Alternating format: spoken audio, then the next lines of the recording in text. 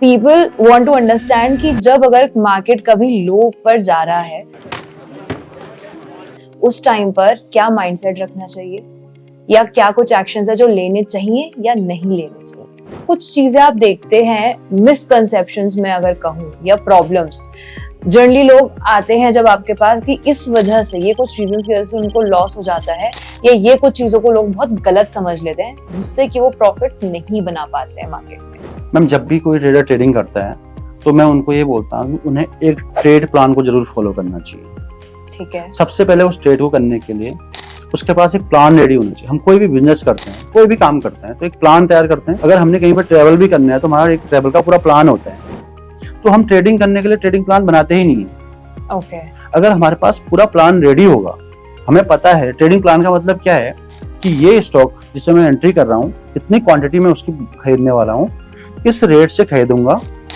उसके बाद अगर मुझे लॉस होगा इसमें तो इतना % का मेरा रिस्क है, इसमें मुझे प्रॉफिट होता है तो मैं इतना % इसका प्रॉफिट बुक करूंगा। ओके। ये ट्रेड प्लान हुआ।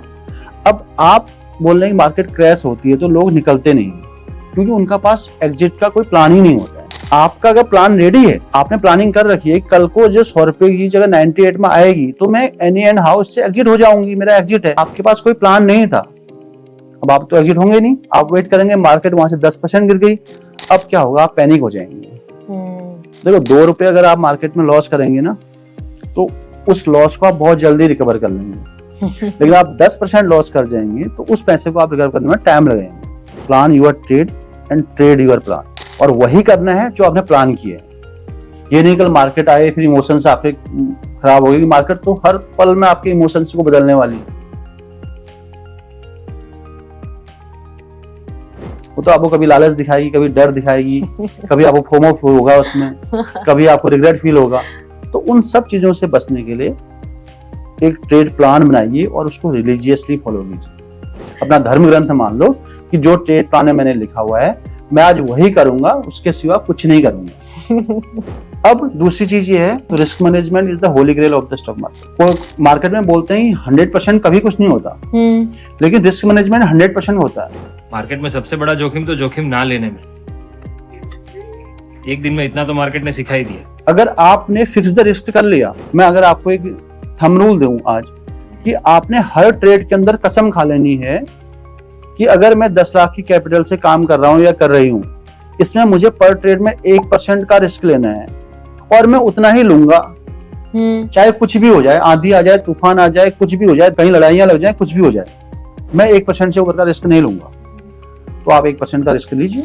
जो ट्रेड आपके फेवर में आएगा उसमें आप रिवॉर्ड में वो 2 टाइम्स है, 3 टाइम्स है, 4 टाइम्स है, तो 1-2 ट्रेड आपको ऐसे मिलेंगे जो आपको बहुत अच्छा रिवॉर्ड दे जाएंगे। ओके। इसमें सीधा सा कॉन्सेप्ट है, देखो you should know your exit. लोगों को अपना एग्जिट नहीं पता होता। वो एग्जिट क्या सोचते हैं, जब मुझे प्रॉफिट होगा मुझे तभी एग्जिट करना है। ये सबसे बड़ा मिथ है। जैसे आपने इसमें रिग्रेट की बात की, तो रिग्रेट शायद तब हो जाता होगा कि अगर मैंने पैसा निकाल लिया और मैंने देखा कि 2 दिन बाद मार्केट रिकवर कर गई है तो तब भी रिग्रेट होता है लोगों को कि थोड़ा सा रुक जाता। जैसे अगर मैं इसी सिनेरियो की बात करूं कि जिस टाइम पर कभी कभी क्या डिलेमा में आ जाते हैं लोग, उनको लग रहा होता है कि अभी की कुछ इंसिडेंट्स की वजह से मार्केट नीचे जा रहा है, हो सकता है कुछ टाइम में रिकवर कर जाए या अगले हफ्ते तक रिकवर कर जाए। क्या ऐसे में भी अपने उस प्लान पे स्टिक रहना चाहिए? तो मैम इसमें शादी करने की जरूरत नहीं है ना, मुझे इसी बंदे के साथ, इसी स्टॉक के साथ बने रहना है ना। आपको ठीक है, आपका रिस्क मैनेजमेंट था, आपने उस स्टॉक को डीपली एनालिसिस किया है, आपने रिसर्च किया है, कंपनी सब कुछ बढ़िया थी, ठीक है। जापान की मार्केट गिर गई, कल इंडियन मार्केट 5% नीचे खुली और आपका स्टॉक 10% नीचे है, तो आपके रिस्क मैनेजमेंट के हिसाब से आप अपने रूल्स को फॉलो कीजिए। देखिए कुछ लोग शेयर मार्केट में किस्मत में विश्वास रखते हैं, पर मैं किस्मत में नहीं, कीमत में विश्वास।